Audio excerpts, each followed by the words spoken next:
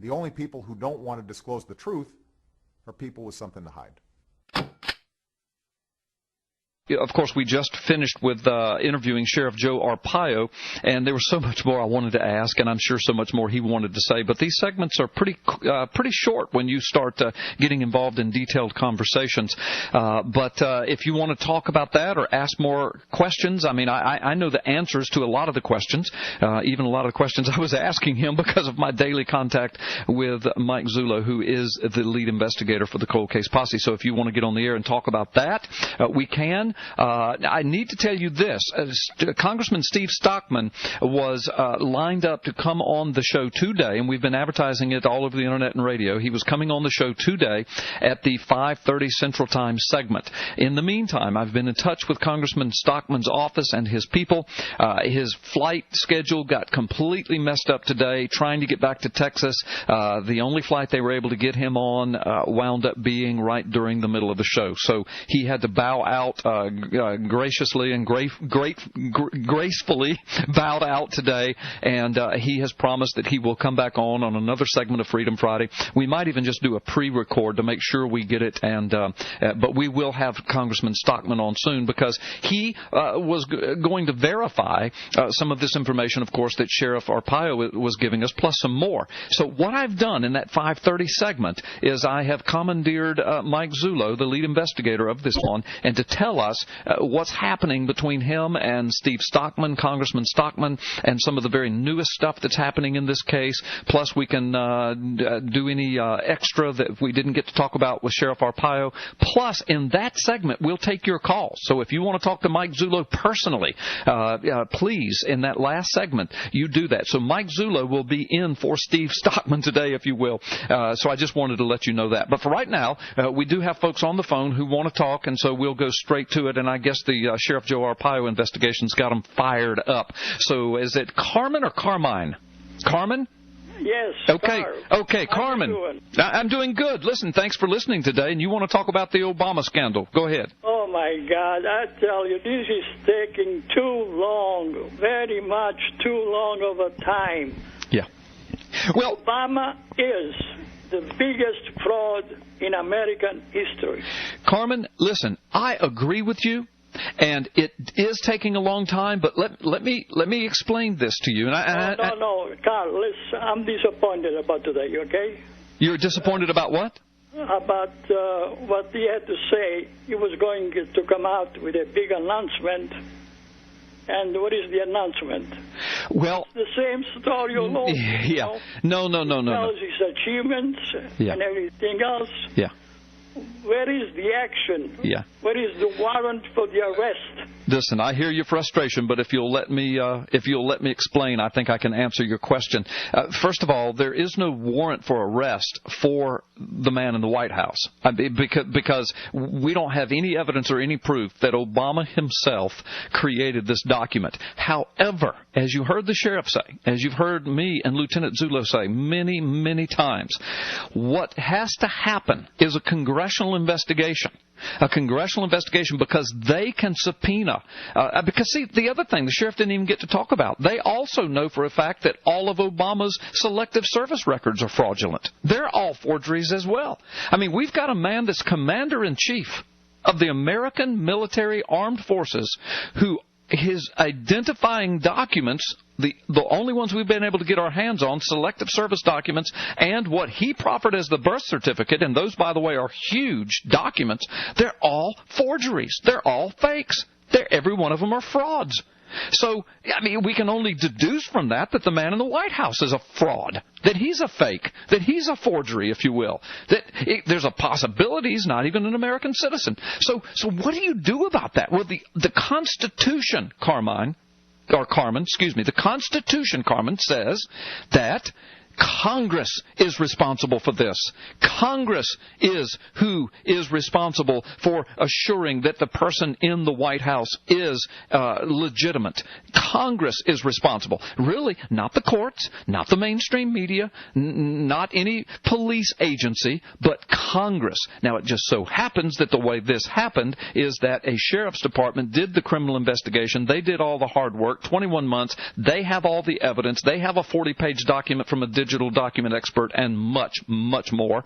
And now Congress needs to see it, Carmen. And the big announcement is that we finally have a congressman and other people who were not at liberty to say yet, who are now looking at it, who are seriously considering it, who are working perhaps towards moving this to a congressional hearing, which is exactly what we need.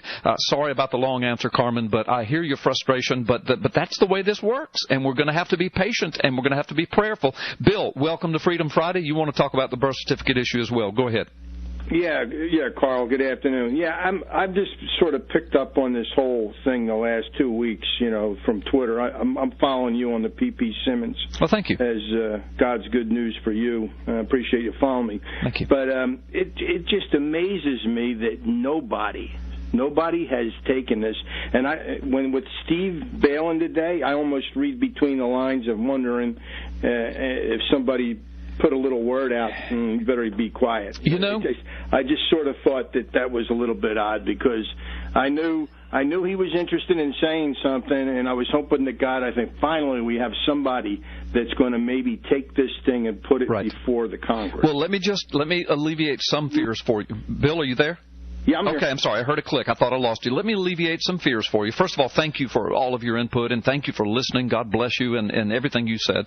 But let me say this. I'm going to read a portion of an email that I just got a little while ago from Steve Stockman's office, and there's nothing confidential here, but this will help you. It says, Carl, Steve really, really wants to be on your show, but there's nothing we could do about it today. He loves your show and would love to do it.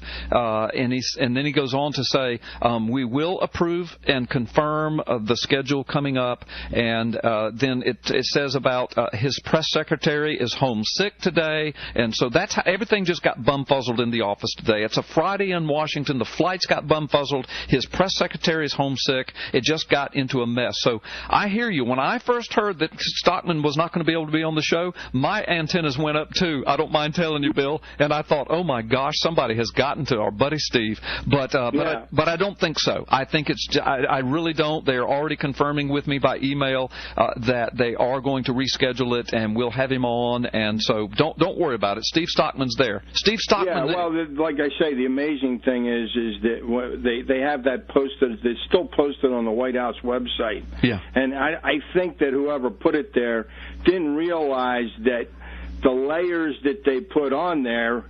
But anybody that knows Adobe Illustrator, that knows what they're doing, could unravel the 9 layers coming back the other way. Yeah. And now they're almost faced with a situation. If they take it off the website, it'll be an admission. Well, that's exactly right. And Lieutenant Zullo and I have talked about this at length. And now Sheriff Richard Mack, who is a huge believer, used to be what am I trying to say? What's the word I'm looking for? He didn't believe us. He used to be anti-birther, if you will. He was a naysayer, but now he is just he's crazier about this than I am. I mean, this guy's going coast to coast. He's all over radio and television. Whoever let him talk, he has now seen all of the evidence, and he is livid. He's berserk. Well, it's like you say. I mean, you say the birth certificate, and then I saw the thing about the selective service card. Well, that's obviously a 2008. They cut the 08 off, flip it over for an 80. Don't even have the 4 digits. Right. Don't have the 4 digits that everybody else has. And then you have an 042 Social Security number, which is out of Connecticut. So you got strike 1, strike 2, strike 3. Come on, somebody in Congress. Let's get this thing and move him out of there. Well, thank you, Bill. And let me say, there's a lot more strikes than the 3 you just named. And there's a lot of it. Tip of the iceberg. No, that is the tip of the iceberg. So much more of it is just absolutely confidential until it comes before Congress. We don't want to give away what we have, but what we have is 1,000% condemning. But let me finish this now, because you said that you believed that whoever put it up didn't realize all the different layers, and you said that you believe that now they have to leave it because if they take it down, it's condemning. You're dead on correct. And Sheriff Richard Mack, now that he has seen everything, here's his theory. He says he believes that document was created by a relatively young person who did not know. You sound like a fellow about my age. You and I know all about typewriters and fonts and how the key strikes the paper and the different marks it makes. But see, whoever made that document was a computer geek and didn't know anything about typewriters and typewriter fonts from the 1960s and how that birth certificate should have looked. And so he did a great electronic job of forgery, but not knowing the information that you and I know about 1960s typewriters, he messed it up terribly bad. And so more than likely, I mean, the thing is with the 9 layers there, but what does the Bible say? Be sure your sin will find you out. Yeah, well, I mean, yeah. But go ahead. See what I'm saying? So they figured they would offer that up and say, okay, here's the proof, not knowing. And I saw the one kid, there's a kid that has a video on YouTube. The day that it came out, he's a computer geek. He has a 7-minute, 54-second video about how he goes in and he does the Adobe Illustrator, and he takes it all apart in the 9 layers, and he just says, that doesn't look good to me. Yeah, listen, within hours, the day that it was released, there were young people, computer geeks, who were tearing it apart on the Internet. So anyway, Bill, thank you so much. I've got to let you go. We've got other callers on the line. Good talking to you, Carl. Good talking to you. God bless you. And that was one of our listeners from around the nation who listens through the Internet and is connected to the P.P. Simmons News and Ministry site, and we appreciate that, Bill. Let's go back to the phone lines. If you want to be a part of the show today, 623-1330, area code 850. Ashley, welcome to Freedom Friday today. You want to talk about the birth certificate? Go ahead. Carl? Yes. Oh, I didn't hear the first part of my name, so I assume you're talking to Ashley, and that's me. I am, Ashley. I'm sorry. I don't know why. Maybe I didn't hit the button in time or all the way, and I'm so sorry. Okay. I'll take responsibility for it, but I am talking to you, Ashley. Go ahead. I'm glad to have the opportunity, and thanks for being a beacon of truth and having an oasis of opportunity to discuss this issue somewhere in the media. Yep. Thank you so much for providing. You're welcome. God bless you. I've been out on the Maricopa County Sheriff's Office website and found their press releases. I have seen press releases about their investigation, but I haven't seen one that outright declares the birth certificate to be a fraud. And if other documents such as Social Security registration are also considered to be fraudulent by that office, I wonder why they don't have a press release to that effect. Yeah. Well, let me say this. I don't know about a particular press release on their site, and if what you said is as accurate as you just presented it, then that's something I'll get to Mike Zullo, and I'm sure that can be rectified, because they are on record. The original press release, that hour and a half press release, is all on video. They are on record there saying that it's a fraud. The selective service documents are fraudulent. The birth certificate's fraudulent. In the second press release on video, they're on record as saying that. All over the Internet, all over P.P. Simmons, all over Freedom Friday podcast and archives, where I've had Lieutenant Zullo on time and time again, he has said over and over, 100% it's a fraud. 100% it's a fraud. I was looking for a document to that effect, and I didn't see anything. Well, we'll have Zullo on at the last part of the show. I'll ask him about that. I know that there's going to be a million people that want to talk to him. I appreciate you taking the question to inform me. You're welcome. And again, this is not my first rodeo. I listen to every opportunity I get to listen to Freedom Friday. Thank you so much. Thank you, Ashley, so much. God bless you for that. Well, folks, we do have to take a quick time out, and you are listening to Freedom Friday with Carl Gallup. The only people who don't want to disclose the truth are people with something to hide.